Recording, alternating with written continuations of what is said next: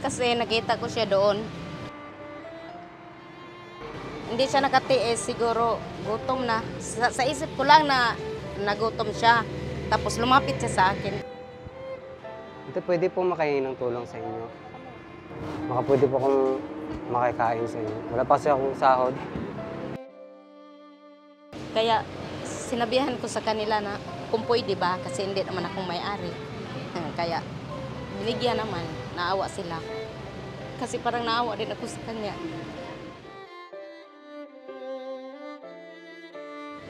Para sa iyo, ma'am, gaano kahirap yung humingi ka ng tulong tapos walang tumutulong sa iyo? Mahirap ma, masakit.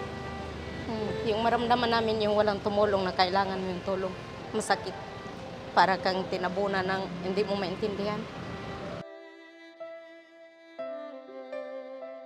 Kaya in return kayo, ayaw niyo maramdaman mo. Oo, ayaw talaga. Kaya sa inyo po, anong ginagawa? Oo. Tinutulungan yung mayroong manghihingi kung mayroong ikabigay-bigyan. Ate, may plastic po kayo? May plastic po kayo? Balot ko lang po. Puna-puna rin mo niya? Opo. Wala pa po kasi ano eh. Paano yun, ma'am? Kayo, sino magbabayad ng kinain? Sabi niya, babalik na lang po ako pag may sahod na. Sabi namin sa pinsan ko na, okay lang sir, kung babalik ka mabuti, kung hindi, okay lang din. Ate, Sige lang, ikaw lang. Ang hila ka dili. di pa gano'n pag makasweldo na ako, Sige na sir, ang hila. bayaran ko. Paano yun, walang kapalit mo? Tutulong? Okay lang din. Kasi mayroon namang Diyos. Siya na lang ang bahala. Ang inaano ko lang, huwag kayong magkait sa kapwa niyo tao. Kung mayroon nang hihingi, pagbibigyan niyo. Kasi ang Diyos na ang bahala sa inyo kung magbayad. Sana ma-feel niyo yung nararamdaman ko na nakabigay ka sa taong nagugutom. Sana marami pang ganito. Nakita niyo yung ginawa ng mga trabahador. Ano yung impact sa inyo ng Masaya. Masaya ko sa mga sakop ko kasi tinuruan ko sila nga kung mayroong humingi, bigyan. Kasi kunti na nakikitain niyo? hindi, okay lang sa amin, ma'am, para makatulong rin kami sa wala. Awa ng Diyos, makakarakas rin kami. Para sa iyo, ma'am, blessings mga tumulong. Oo, mas gusto ko makatulong. Kung mayroong pag-ibigay nga makatulong ko, gagawin ko talaga.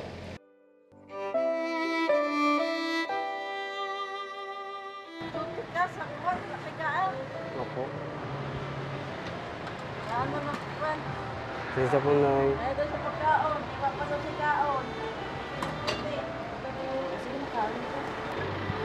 Salamat po. Uwi po sana ako ng pamilya. Hindi pa po kasi nakakain, hindi pa kami nakasahod po. Baka pwede po kami kain po.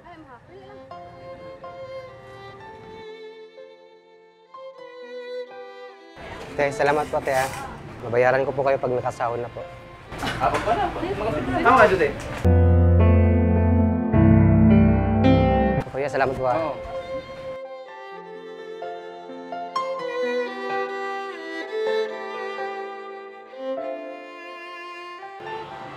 Pwede po makahingi ng tulong. Kasi po, ramdam ko naman po yung hirap ng ma'am na kanang wala kang kakilala tapos kanang naka sa kalisod ba, something wala, empty ka, wala kang pera na. So, wala na, feel lang namin sa kanya na need talaga ng help. Sometimes magundong kaya ang uban kay mangilad, kaya para maka-raise og money. Pero nakita naman siya kay food magiriyang gikanin nga si Lord nga. Kung may gigotom pakanon, siguro gitudlo pa mi sa Ginoo nga. Kung isa to gigotom pakanon. Salamat po, ah.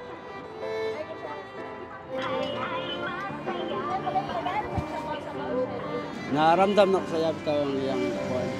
Oo, kay sa una po, ngayon po ko na. Kuya, salamat talaga, kuya, ha. Pangapunan mo, baka pangapunan mo na. Ay, Bayaran mo na lang yan pag ano ka na, may kasanlat ka na. kaya naman po na. So, blessing siya ma'am kay kanang the more ka muhatag, the more man pud ka i-return ni Lord. Pero wala mi nag-expect og something return. Pero kamo lang ato nga kuan lang sa heart lang din nga muhatag lang ana. Kalipay na mo, joy na ko yun nga. Kanang bitong naitao nga mabusog or something, malipay ba kung nakay tagaan. Lalakad ka lang? Opo. Wag na po, kuya. Kuya, sobra-sobra na po yung tinulong niyo, kuya. Salamat po talaga, kuya. Ma'am, salamat po, kuya. Salamat po.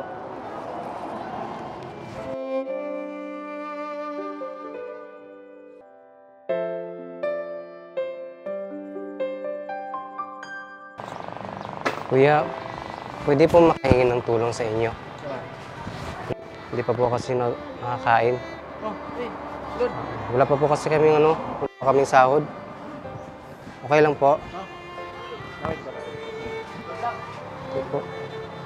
Salamat po talaga, kuya, ha. Anong pumasok sa isip mo na may lumapit sa'yo na gano'n, malakas pa naman siya? Hindi ba kayo dalawang isip na baka niloloko lang niya kayo? Hindi po ma'am kasi gutom siya tapos yun, pinakain ko na lang. So para sa Sir Blessings ang tumulong sa kanila. Blessing. No? Bakit? Kasi sabi ng Biblia na kung tutulong tayo sa ating mga kapwa, kapatid, ang Diyos na ang bahala na maganti sa atin.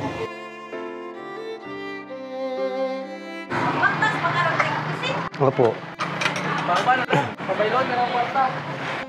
Ang iniisip talaga namin, paano kung tayo ang nasa kalagayan niya, walang tutulong sa atin. Kaya kung may pagkakataong tumulong, tutulong tayo kahit sa munting pamamaraan.